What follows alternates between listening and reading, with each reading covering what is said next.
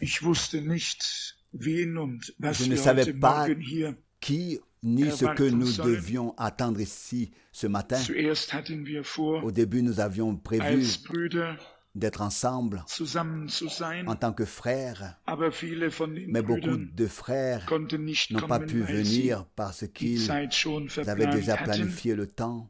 Und so meine Je pense ich, donc tun que wir gut, nous faisons wenn wir alle bien de venir vor tous das Angesicht devant Gottes kommen, la face de Dieu mit avec den Nöten nos besoins oder was ou immer tout ce qui peut uns bewegen mag. nous toucher. Wir haben Nous an Belehrung avons reçu und Offenbarung des beaucoup Wortes d'enseignements et de révélations viel empfangen, de la parole, mehr als plus qu'à in irgendeinem n'importe quelle Gemeindezeitalter. époque, quel âge de l'Église, wenn mais es quand unser il s'agit de Glaubensleben notre vie de geht, foi, wenn de es croyants, darum quand il geht, s'agit dass wir de zum Segen gereichen möchten d'être für une andere, bénédiction pour les autres, dass Gott uns gebrauchen de notre désir könnte d'être une bénédiction pour les autres, und quand il dass s'agit er que Dieu puisse das, nous utiliser, was uns vielleicht noch aufhält, das, quand il s'agit de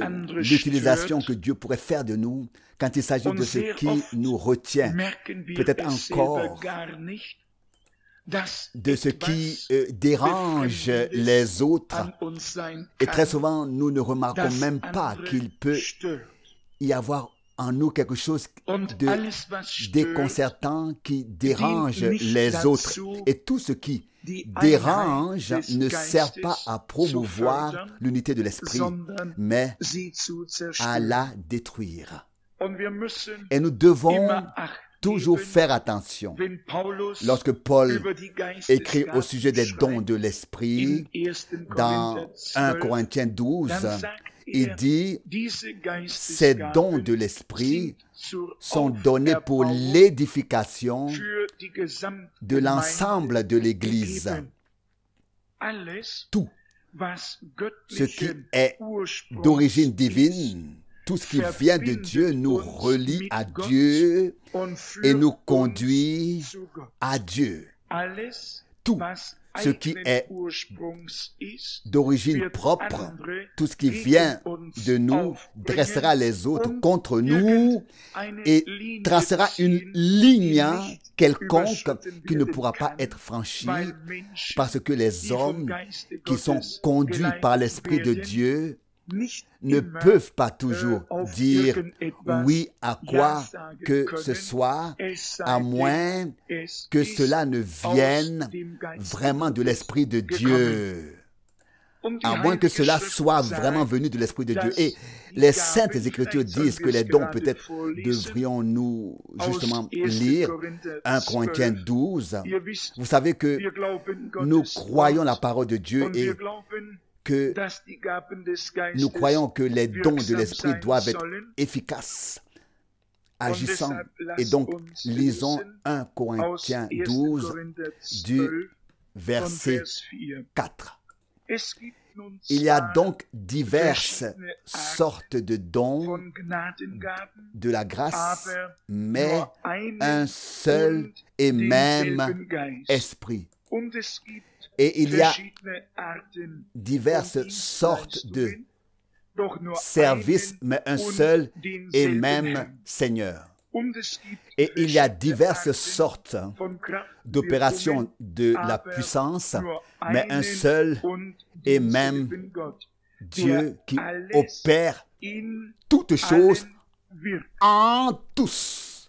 Ganz gleich, wer Peu von Gott importe qui gebraucht est wird, utilisé par Dieu, in welcher de quelle Weise auch manière immer, que ce soit, derselbe Geist, le même der esprit in dem qui agit Einzelnen wirkt, dans der von Gott gebraucht celui wird, qui est utilisé par Dieu, derselbe Geist le même ist in allen qui agit dans wirksam, l'individu qui est utilisé die par Dieu, in den c'est le Segen même esprit dessen gelangen qui est sollen, was actif Gott dans durch tous ceux qui den doivent einen entrer dans la geben, bénédiction de ce que reden Dieu oder veut donner, wirken möchte. dire ou faire maintenant Es par ist l'intermédiaire d'un seul der Heilige que Dieu utilise. Geist, C'est der précisément le alles Saint-Esprit in qui, allen opère tout en tous, non pas qu'il n'agit qu'en un seul, en parlant par lui, mais qui opère tout en tous. Et si c'est le cas, nous n'avons aucune difficulté avec nous-mêmes ou avec ceux qui doivent entendre ce que l'Esprit de Dieu donne. Si celui ou celle qui doit être utilisé par Dieu est conduit par l'Esprit de Dieu, alors tous ceux qui doivent recevoir sont également conduits par ce même Saint-Esprit pour l'accepter, le recevoir et être ainsi par cela béni. Il est ensuite écrit au verset 7, « Mais à chacun, la manifestation de l'Esprit est donnée pour le bien commun, c'est-à-dire pour l'édification de toute l'Église. » Et il est dit encore, donc pour le bénéfice de l'Église, ainsi au verset 8, « En effet, à l'un est donné par l'Esprit une parole de sagesse, à un autre une parole de connaissance selon le même Esprit. » Mais tout cela est l'œuvre d'un seul et même Esprit. Et nous voudrions, en ce lieu, que nous nous inclinions tous devant l'action de l'Esprit de Dieu et que ainsi nous fassions en sorte qu'il n'y ait plus rien de propre, mais que ce soit le Seigneur qui pourrait tout opérer en tous. La première chose, c'est que le vase que Dieu veut utiliser soit purifié afin que l'Esprit de Dieu puisse parler et agir librement sans intervention humaine. Mais si le vase n'est pas purifié, supposons que nous lisions maintenant Matthieu 6, pour donner un exemple, où il est écrit, « Vous devez donc prier ainsi, notre Père qui est aux cieux, que ton nom soit sanctifié, que ton règne vienne, que ta volonté soit faite sur la terre comme au ciel. » Et tout de suite après, au verset 12, il est dit, « Pardonne-nous nos offenses, comme nous aussi, nous avons pardonné à ceux qui nous ont offensés. Ne nous soumets pas à la tentation, mais délivre-nous du mal. » Le texte araméen dit, « Conduis-nous afin que nous ne tombions pas dans la tentation. » Note de l'auditeur. Et puis il est dit au verset 14, qui est aussi important que tous les autres, et aussi au verset 15, donc au verset 14, car si vous pardonnez aux hommes leurs offenses, votre Père Céleste vous les pardonnera aussi. Mais si vous ne pardonnez pas aux hommes, votre Père ne vous pardonnera pas non plus vos offenses.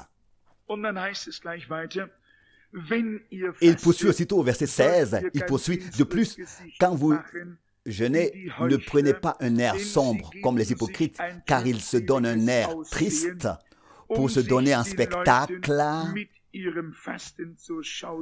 aux gens par leur jeûne. Je vous le dis en vérité, leur récompense est perdue. »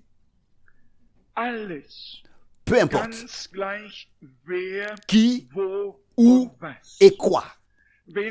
Si nous voulons nous présenter aux gens avec ce que nous faisons, que ce soit le jeûne ou la prière, les chants ou la prédication, peu importe. Notre récompense est perdue et nous n'avons plus besoin de nous arrêter si les autres ne nous récompensent pas non plus en n'entendant pas, en n'écoutant pas ce que nous avons dit.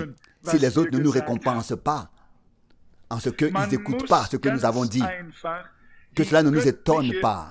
Il faut tout simplement respecter cet ordre divin et se laisser insérer et se soumettre à cet ordre.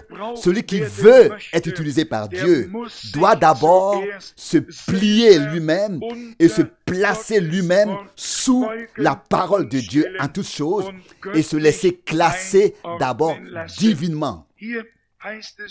Car il est dit ici que si nous ne pardonnons pas aux autres, et c'est là une chose qui, parmi les croyants, peut être considérée comme la pire racine de l'amertume et du mal, par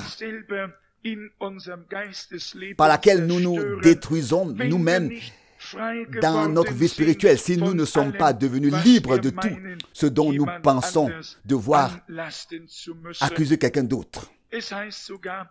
Il est même dit, si tu viens à l'autel pour présenter ton offrande à Dieu, et que là tu te rendes compte que ton frère a quelque chose contre toi, alors laisse ton offrande et va d'abord te réconcilier avec ton frère.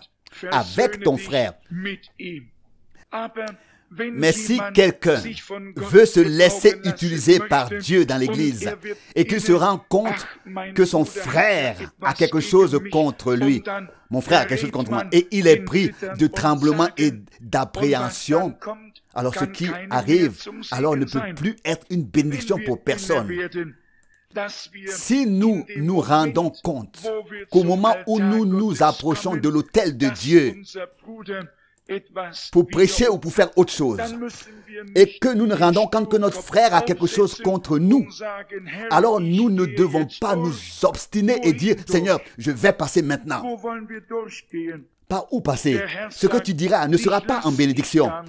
Par où voulons-nous passer? Le Seigneur lui-même dit, je ne te laisserai pas passer. J'ai donné ma parole ici, et si tu comprends que ton frère a quelque chose contre toi, et que tu veux malgré tout passer, alors va d'abord vers ce frère-là. Ça, c'est mon passage pour toi.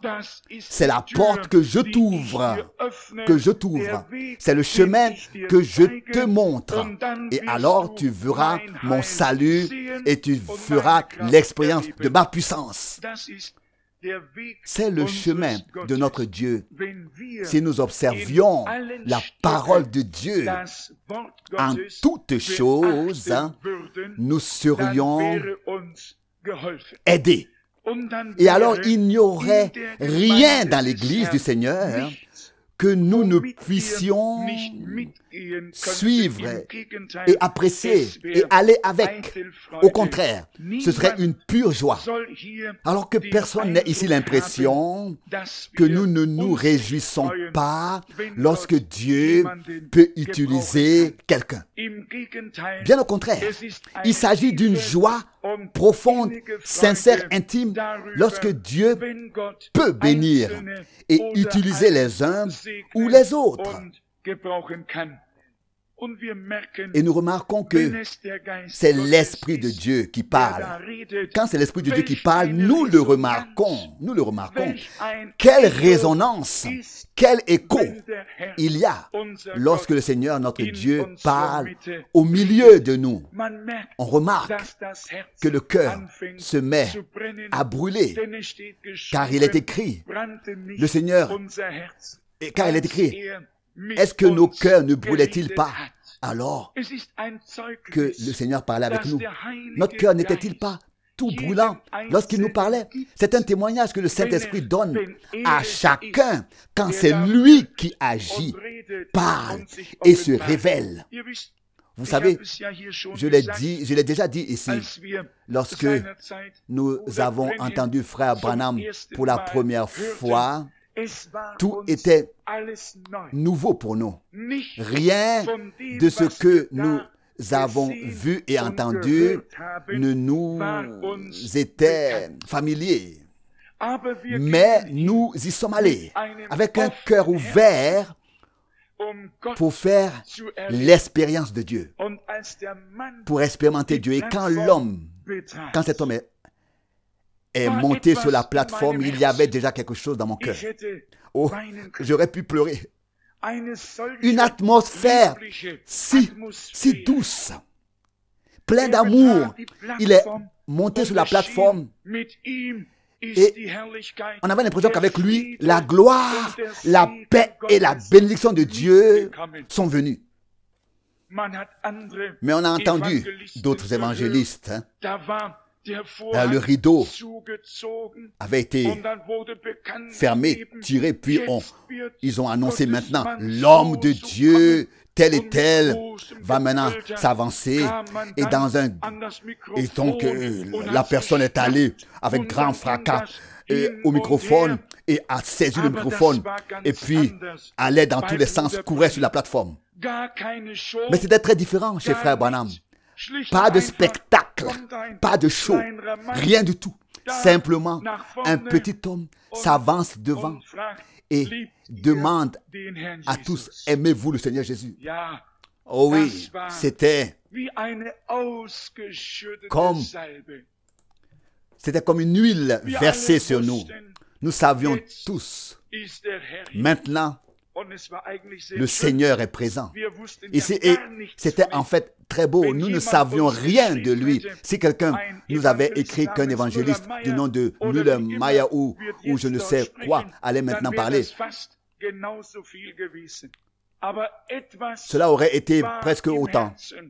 Mais il y avait quelque chose dans le cœur à y aller et à l'entendre. Nous l'avons vu dire aux gens d'où ils venaient, qui ils étaient, combien de fois ils avaient été opérés. Il dit à un homme, tu viens de Berlin, je vois la ville, ta femme est à la maison, malade, et une autre femme, tu viens de Hambourg et partout. D'où venaient les gens? Comme ça. Nous ne savions pas quoi faire de tout cela, ni comment le classer, mais pendant tout ce temps, nos cœurs brûlaient, car nous savions que Dieu était dans la chose. Et je peux dire cela à la gloire du Seigneur. Pas un seul instant, je n'ai douté. Pas un seul instant. Et il y a beaucoup de ceux qui doutent de ce que Dieu fait. Je voudrais donner un conseil. Ils aimeraient bien commencer par douter d'eux-mêmes pour arriver ensuite à une foi totale, pour faire confiance au fait que Dieu agit par grâce. Eh bien, dans un sens plus restreint, il en va de même pour chaque enfant de Dieu. Nous ne venons pas ici pour nous faire entendre ou voir. Nous venons avec crainte et tremblement dans la présence de Dieu et disons, Seigneur, utilise qui tu veux. Prends mes frères, prends mes sœurs et bénis-les de la richesse de ta grâce. Eh bien, en fait, nous ne voulions pas parler de cela. Nous voulons parler des choses qui concernent peut-être encore certains d'entre nous. Encore certains d'entre nous. Nous savons que dans les Actes des Apôtres, il est écrit que les gens ont été tellement impressionnés par la prédication et par ce qui s'est passé qu'ils ont rassemblé leurs livres de magie ou de sorcellerie et tout ce qu'ils avaient et l'ont brûlé afin d'être complètement libérés de tout ce à quoi le diable pourrait encore avoir droit dans leur vie. Et parfois, ce sont des choses que l'ennemi a inspirées, qui se trouvent dans nos maisons. Des choses que l'ennemi a inspirées par l'ennemi qui se trouvent dans nos maisons. Là où l'ennemi peut, c'est là qu'il peut venir. Et cela me rappelle maintenant le début que nous avons eu ici à Krefeld il y a une bonne quinzaine d'années lorsque nous étions à une heure de prière en haut chez frère et sœur Borg dans la rue à Ratzer. Donc, les parents de notre frère. Et tout à coup, il y a une révélation qu'il y a un magazine dans la maison avec des horoscopes et tout ce genre de choses diaboliques. Et la sœur dit, nous n'avons rien de tel à la maison, mais dans la révélation, cela avait été montré. Dans la révélation, cela avait été montré et dit, à moins que cette revue ne soit retirée de la maison, avant cela, je ne peux pas bénir. Et la sœur était elle-même surprise. Et on a constaté que quelqu'un était passé à la porte et avait vendu une revue sans que l'on sache ce qu'il y en était en détail dans les pages. Et soudain, notre sœur Borg trouve, donc ce n'est pas frère Alfred, mais sa mère, et elle apporte la revue et dit, je n'y ai vraiment pas pensé quand on a dit ça. Mais ce que Dieu dit, ce que Dieu révèle, c'est vrai. Et puis nous l'avons brûlé. Qui était là à l'époque? Oui, Alfred Borg, Reinhold Hilling. Oui, il y a au moins 5, 6, 7 personnes ici. Oui, le frère Luc ici aussi qui était présent. Et la victoire de Dieu a été manifestée d'une manière très puissante. Nous pouvons dire, oh, je n'y crois pas. Oui, l'ennemi ne nous demande pas toujours si nous croyons ou pas, ou non. Il dit que, ici vous avez mes choses que moi j'ai inspirées dans votre maison, et là où se trouve ma parole inspirée, c'est là que j'ai mon droit. Si nous prenons cela dans l'autre sens, nous pouvons dire que là où se trouve la parole inspirée de Dieu, dans notre cœur, dans nos maisons, là Dieu a son droit et sur et dans les hommes. Mais là où il y a des choses inspirées, que l'ennemi a inspirées, nous pouvons dire oui, ce n'est qu'un livre. Et il y a des gens, parfois ce sont des objets, il y a des gens qui sont très pieux et qui disent que nous avons même le 7e livre de Moïse. Ce n'est pas possible. Nous devons pouvoir distinguer les choses sur lesquelles l'ennemi a un droit et celles sur lesquelles il exerce et fait valoir ce droit sur nous. Et nous devons nous débarrasser de ces choses sans nous soucier des conséquences. Dans la Bible, on a fait le calcul de la valeur et qui sait où cela se trouve dans les Actes des Apôtres. C'était une grosse somme qui avait été réunie si l'on avait additionné la valeur des livres qui ont été brûlés, si on avait additionné tout cela. Mais je vous le dis, la valeur que ces gens ont reçue de Dieu après que les livres ont été brûlés n'était pas comparable à ce qui était parti en fumée en termes de mammon. Et donc, nous devons pouvoir nous séparer de tout ce qui n'est pas d'origine divine, ce qui ne vient pas de Dieu, ce qui n'est pas inspiré de Dieu et qui se trouve dans nos maisons. Et ce sont des êtres humains qui cherchent parfois l'erreur ici et là, mais pas là où on pourrait la trouver. Certains disent, peut-être qu'on n'a pas prié assez fort pour moi, et peut-être pas assez loin, on m'a pas assez loin d'huile, etc. Non, frère Branham le dit, si un démon a encore un droit sur nous, alors nous pouvons verser 1 litre entier d'huile sur la tête de la personne et prier jusqu'à ce que notre voix ne soit plus là. Et le démon restera à moins que nous n'ayons fait sortir ce sur quoi le diable a un droit. Et alors, la victoire de Dieu pourra se manifester.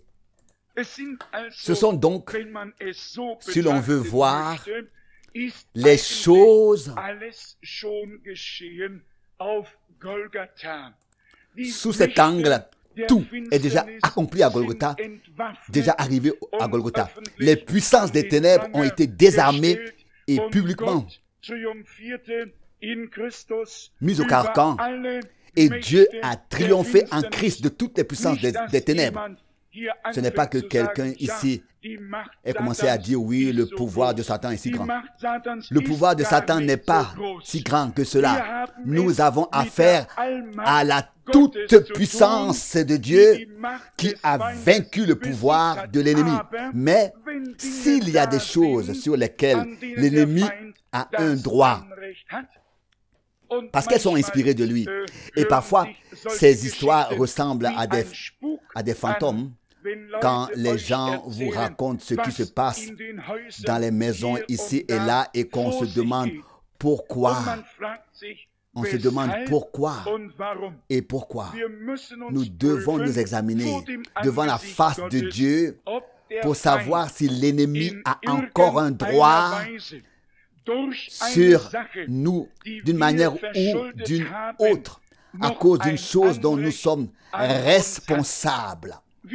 Nous savons que Jésus-Christ nous a rachetés et que nous sommes une propriété absolue et totale du Seigneur. Mais nous devons couper la dernière possibilité à l'ennemi qu'il ne nous irrite plus, mais que lorsque des choses nous arrivent de l'extérieur, nous les reconnaissions, que nous puissions les discerner à jour et savoir maintenant, oh, l'ennemi veut ici mettre la main à la pâte et laisser entrer ces choses dans la maison. Ce n'est pas l'homme, ce n'est pas le frère, ce n'est pas la sœur, c'est maintenant l'ennemi qui veut faire du mal ici. Et que nous n'accusions alors ni le frère, ni la sœur, mais que nous disions simplement, Satan, arrière de moi, qu'est-ce que j'ai à faire avec toi? Le Seigneur Jésus n'a pas dit à Pierre, Pierre, arrière de moi. Il a directement parlé à Satan. Le Seigneur savait faire la différence entre Pierre et l'inspiration de l'ennemi sur Pierre. Si nous disions aujourd'hui à un frère, arrière de moi, Satan, oh, le frère nous en voudra jusqu'à sa mort et après, n'est-ce pas? Il nous en voudra. Mais ce n'était pas le cas de Pierre. Pierre avait entendu la voix du Seigneur. Suis-moi. Si nous sommes des disciples réels de Jésus-Christ, nous ne nous offusquons pas, nous ne nous heurtons pas à quoi qu'il puisse être dit. Nous remercions Dieu et nous l'acceptons. Et c'est ainsi que nous sommes aidés. Pierre a pu se reconnaître plus tard et il s'est toujours senti, n'est-ce pas, si fort et a dit, Seigneur, et si tous t'abandonnent, moi je ne le ferai pas. Et le Seigneur dit à Pierre, écoute, avant que le coq ne chante une fois, tu m'auras renié 3 fois. Qu'est-ce que c'était? Le Seigneur Jésus a permis que même un tel homme qui a de si bonnes intentions, qui se sent encore fort en lui-même, doive reconnaître, Seigneur, sans ta puissance, c'est un projet, une intention qui ne peut pas être mis en œuvre. Mais avec ta force, avec ta puissance, je peux tout faire. Et Paul dit plus tard, je peux tout par celui qui m'a rendu fort. Et c'est le Christ.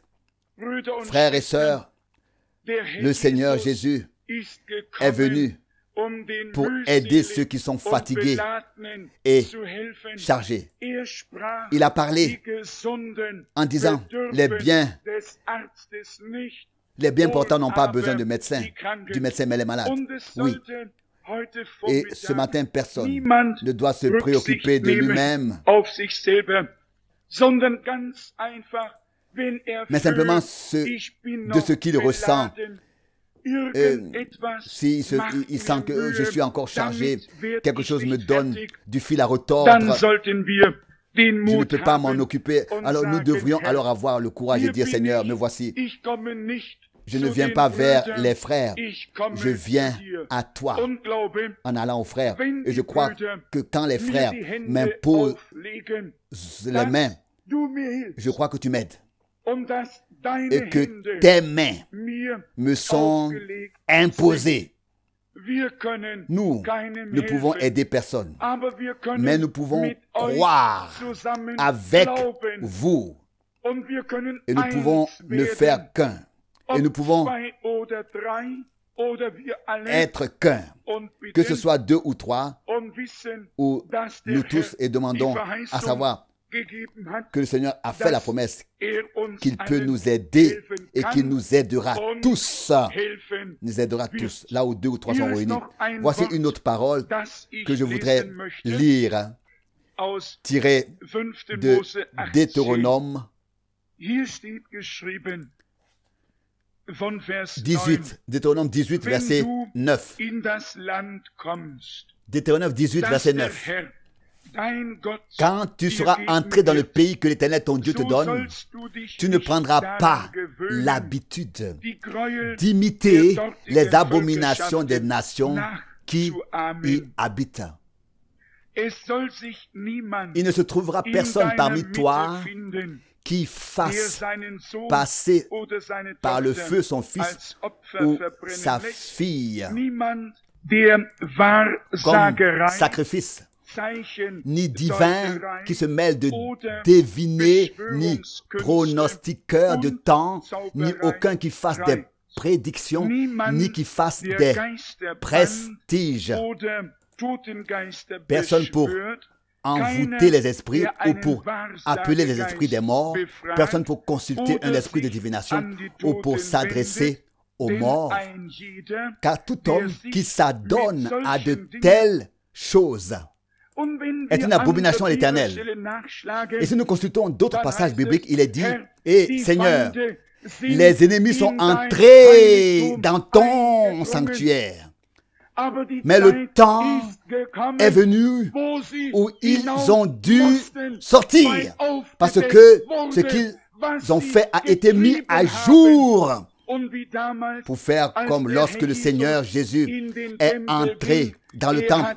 Il a fait le ménage, il a renversé, il en a frappé même certains.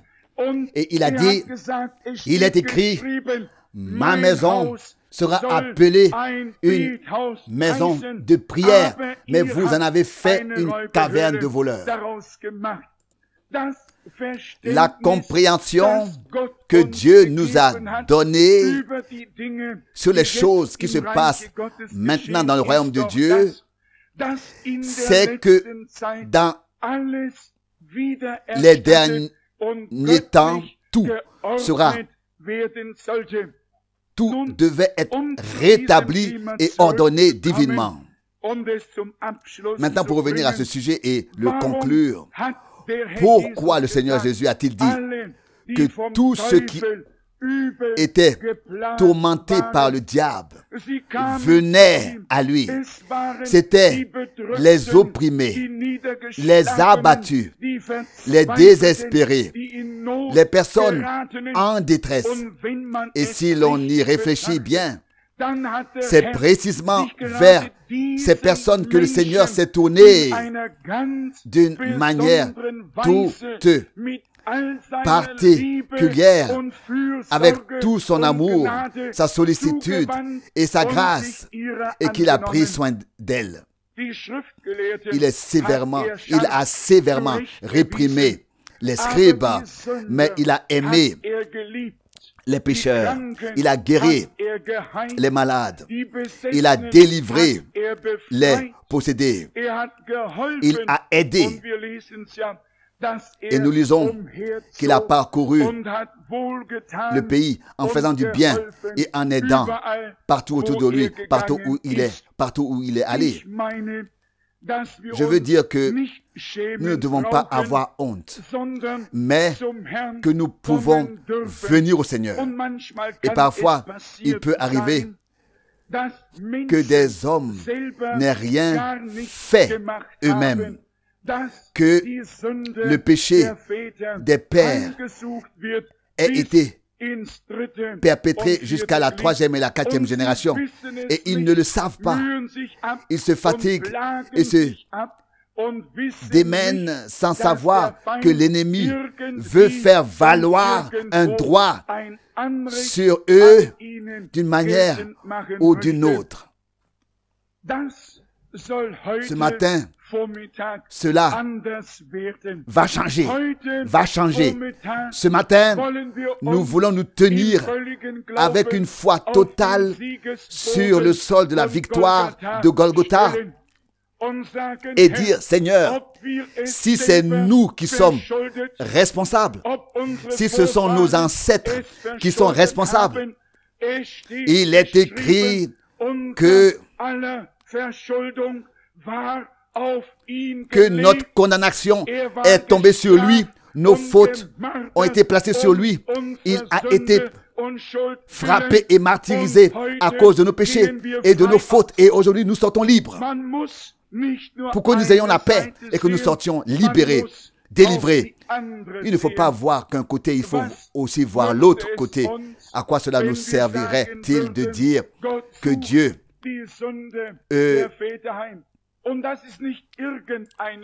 condamne le péché des pères?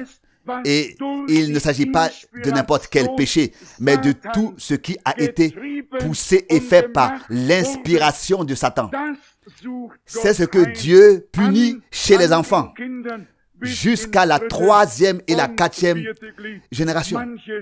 Punit sur les enfants. On pourrait dire beaucoup de choses à ce sujet, mais vous savez que la parole de Dieu dit que le péché des pères est puni sur les enfants. Non pas si aujourd'hui l'un a facilement trompé l'autre. Ce n'est pas de cela qu'il s'agit. Ce n'est pas de cela qu'il s'agit, mais du péché qui est une abomination devant Dieu. Le péché où les hommes se sont placés sur le terrain de l'ennemi et sous l'inspiration directe de Satan, du diable. Ce sont les péchés que Dieu punit. Nous n'avons pas besoin de faire des recherches et de dire, Seigneur, comment était mon père ou mon grand-père, ou alors le père de mon grand-père. Ce n'est pas le sujet, mais pour en être tout à fait sûr, portons-le aujourd'hui sur nos lèvres de tout notre cœur et disons, mon Dieu, tu nous as fait passer des ténèbres à la lumière. Tu as ôté de nous la malédiction et tu nous as bénis. Tout droit que l'ennemi s'était approprié par ma propre faute ou par la faute d'autrui, d'autres personnes, lui ont été retirés. J'appartiens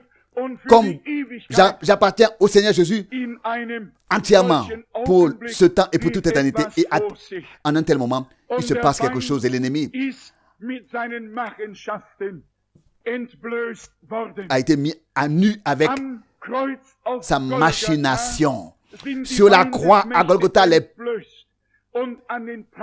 forces de l'ennemi ont été mises à nu et clouées sur la croix, mais nous devons tous aussi mettre à nu et en lumière les choses de l'ennemi, afin que cela soit révélé et que l'ennemi ne puisse plus rien faire et ne puisse plus faire valoir ses droits, mais que tout puisse être entièrement soumis au Seigneur. Ici, l'Éternel Dieu a donné à Moïse l'instruction que personne ne se livre à une quelconque superstition ou sorcellerie. On en trouve parfois parmi les hommes. Ils ont fait ceci ou cela à leurs enfants, il ne faut pas croire que c'est possible. Certains voient quelque chose ici et là. On n'ose même pas dire les choses, mais d'une certaine manière, ils pensent tout de suite à quelque chose et on se dit que quelque chose va arriver, car un chat a croisé leur chemin. Que le chat ou autre chose. Vous savez que cela existe parmi les hommes et c'est propagé, cette superstition. Et des centaines d'autres choses. Qu'un chat ou un chien passe sur le chemin, qu'est-ce que cela me dérange? Laissez-le aller, je ne vais pas l'attacher. Mais qu'est-ce que c'est? Pour autant que l'homme pense quelque chose, à ce moment-là, l'inspiration de Satan le frappe. Et il se passe quelque chose pour autant qu'il ait cru à la chose. Et Job dit déjà, ce que je craignais est arrivé sur moi. C'est arrivé. Pourquoi? Parce que dans la crainte, il n'y a pas Dieu. Et ni l'amour de Dieu. Dans la peur, il y a Satan. Et au moment où la peur s'empare de nous et que nous prêtons attention à la chose, l'ennemi nous donne une pensée quelconque et nous effraie. Et voilà qu'il se produit un accident et toutes sortes de choses. Tout ça parce que nous avons donné foi à la chose qui nous a soudain inspirés. Cela ne doit pas être le cas. Cela ne doit pas nous arriver. Nous ne sommes pas des gens qui interprètent n'importe quel signe, même si c'était des signes. Nous avons le passage biblique qui nous a dit que voilà les signes qu'accompagneront ceux qui auront cru. Non pas un animal quelconque qui traverse le chemin, mais ils imposeront les mains aux malades et ceux-ci seront guéris. Ce dont nous avons besoin, ce sont les miracles et les signes bibliques qui sont l'inspiration du Saint-Esprit qui se manifestent dans l'Église pour la bénédiction et le salut. Mais toutes ces autres choses, non pas que nous voulions les traiter à la légère, nous ne le voulons pas, mais nous aimerions vous dire, ne nous occupons pas des choses que fait l'ennemi, mais de ce que Dieu a fait en Jésus-Christ, notre Seigneur. Et alors, la peur se change en crainte de Dieu. Et alors, l'inspiration du Saint-Esprit nous frappera, nous atteindra, nous touchera. Je sais que l'un ou l'autre, ou peut-être même tous, ont ici et là des choses qu'ils ne peuvent pas gérer. Aujourd'hui, le Seigneur veut nous donner du repos pour notre âme. Il veut nous débarrasser de la détresse et du fardeau. Il veut nous rendre totalement libres afin que nous puissions nous réjouir en lui et que l'inspiration divine de la parole et de l'esprit puisse nous atteindre et nous saisir afin que le Saint-Esprit puisse être répandu sur nous tous. Nous savons que le Seigneur a fait des promesses et qu'il les tient. Que ce soit aujourd'hui, pour tous, pour un seul ou pour quelques-uns, Dieu le sait. Mais l'Écriture dit que si un membre souffre,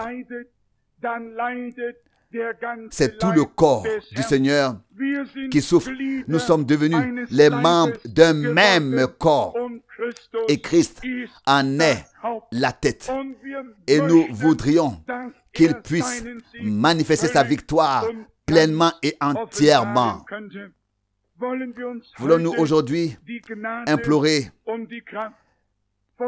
la grâce et la puissance de Dieu, de ne plus rien faire dans l'incrédulité et le doute, et de nous placer ainsi dans le domaine de l'ennemi.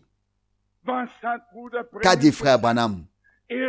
Il a dit ainsi certainement que la foi éloigne de toi ta maladie. Aussi certainement, l'incrédulité la fait revenir. Et c'est pourquoi le Seigneur Jésus a dit, va et ne pêche plus. Et frère Branham a dit, ce mot-là, ne pêche plus, inclut ou bien signifie ne doute plus. Ne doute pas de ce que j'ai fait pour toi. Sinon, cela te reviendra. Si nous pouvons comprendre aujourd'hui ce que Dieu a fait pour nous, nous ne pouvons pas douter. C'est impossible, car Dieu s'est montré puissant en nous. Et il y a trois choses que nous devons garder à l'esprit dans notre prière. La puissance du sang, de la réconciliation, et la puissance de la parole et la puissance de l'esprit. Si ces trois choses, la parole, le sang et l'esprit de Jésus,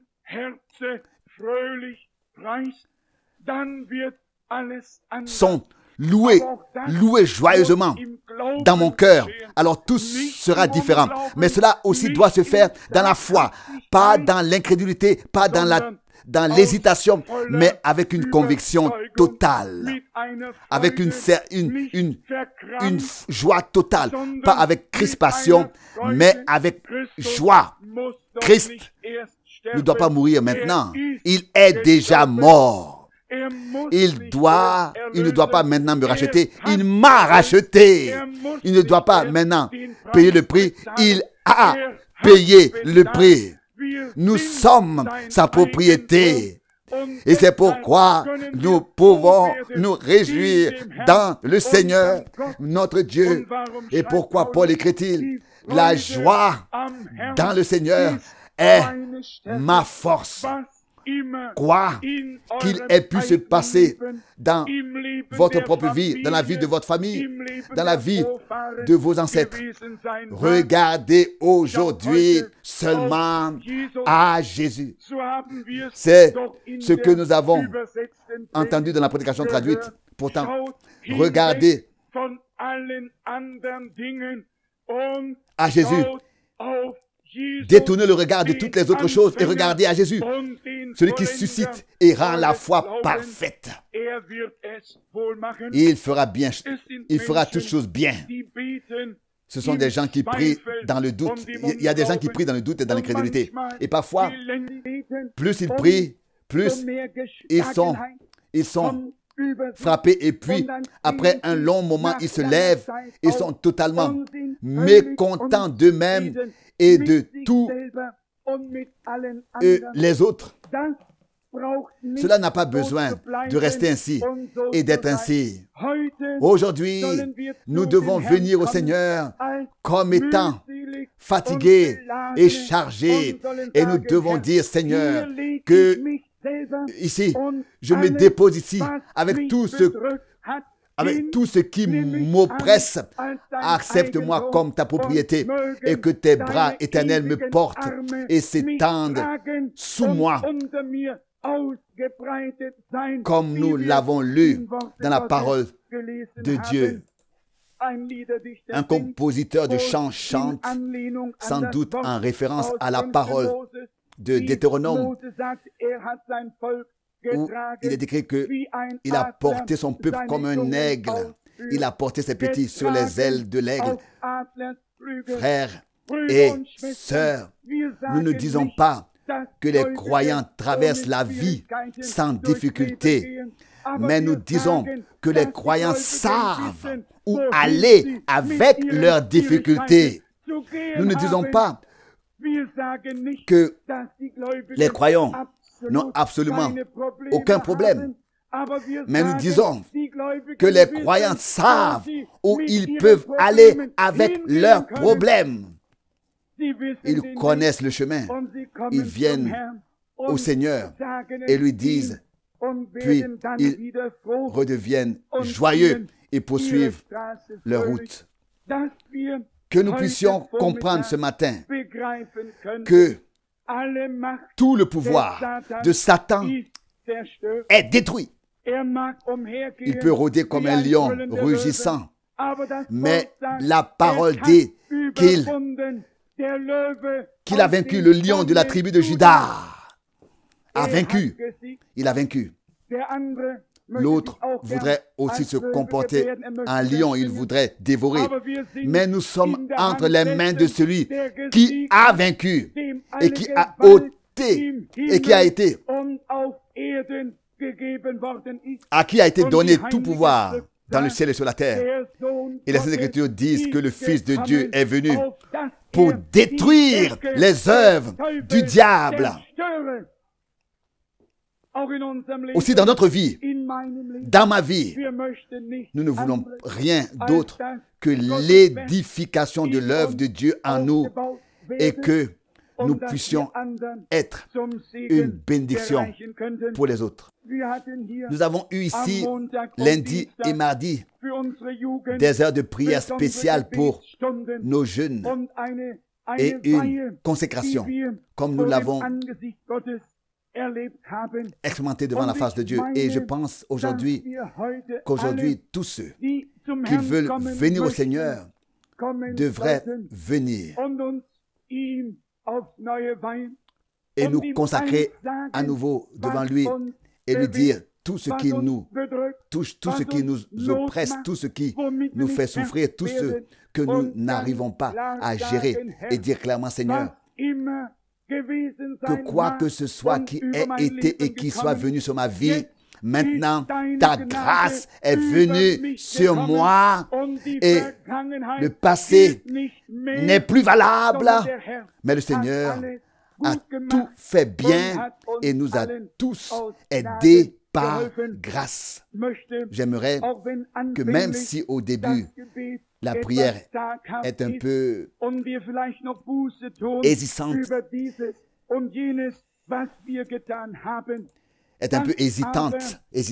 et que nous répentons peut-être encore de telle ou telle chose que nous avons faite, que cette prière et cette repentance se transforment ensuite en joie et en paix, que cette heure se termine par un service de louange et de remerciement, parce que nous aurons ici expérimenté et vécu la victoire de notre Dieu. Et là où elle se trouve, on peut aussi l'entendre. Elle retentit loin à la ronde. La victoire de notre Dieu doit se manifester aujourd'hui en nous tous. Par la grâce et la puissance de Dieu.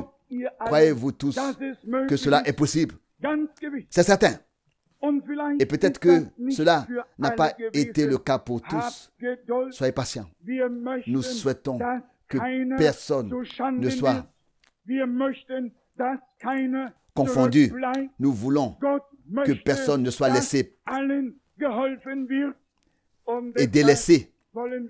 Dieu veut que tous soient aidés. Et c'est pourquoi nous voulons faire comme le peuple d'Israël et comme Josué l'a fait. Les deux tribus ennemies ont aidé les autres tribus jusqu'à ce qu'elles aussi entrent en possession de la terre promise.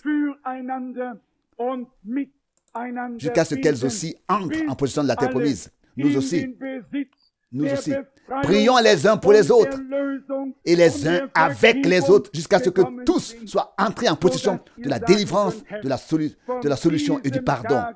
De sorte que vous puissiez dire à partir de ce jour que les tempêtes grondent et que les vents se déchaînent. Je regarde avec confiance vers le haut car tu m'as aidé. Tu as étendu ton bras et tu as donné la victoire par grâce. Alléluia soit à l'Éternel, notre Dieu, qui se montrera glorieux en nous tous. Amen. Levons-nous.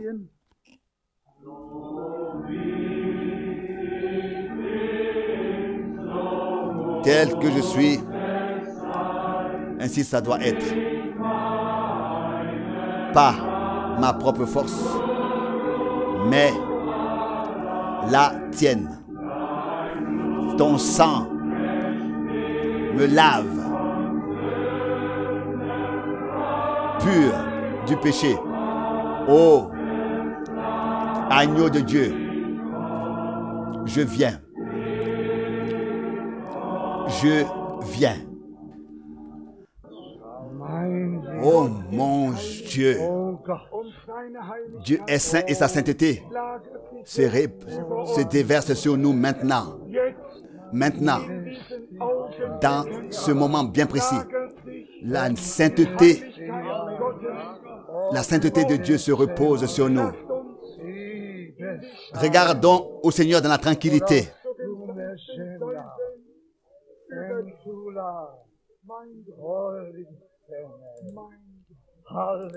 Je ne peux pas traduire, c'est dans une langue étrangère. Note du traducteur. Oh Dieu. Maintenant suit une prophétie par frère Rousse. Ne vous ai-je pas parlé? Ne vous ai-je pas parlé? Ne vous ai-je pas fait part de mes instructions? Voyez, je parle à mon peuple depuis le commencement. Et je n'ai pas encore changé. Même en ces jours, en vos jours, en votre temps, je vous ai parlé par ma parole, par mon esprit, par tout ce que j'ai dit. Pourquoi ne faites-vous pas pleinement attention à ce que je vous dis? Pourquoi rejeter toutes ces choses? Rejetez tout ce qui est encore propre en vous. Dépouillez-vous entièrement. Déposez-vous sur mon autel afin que je puisse vous purifier, vous sanctifier. Mais tant qu'il y aura du vieux levain en vous, encore de la pâte acidifiée, je ne pourrai pas mettre ma parole en vous. Et je ne pourrai pas faire en vous tout ce que je voudrais faire. Mais l'heure est venue. Et si vous ne prêtez pas attention à ma parole et à mes instructions, vous ne serez pas sauvés.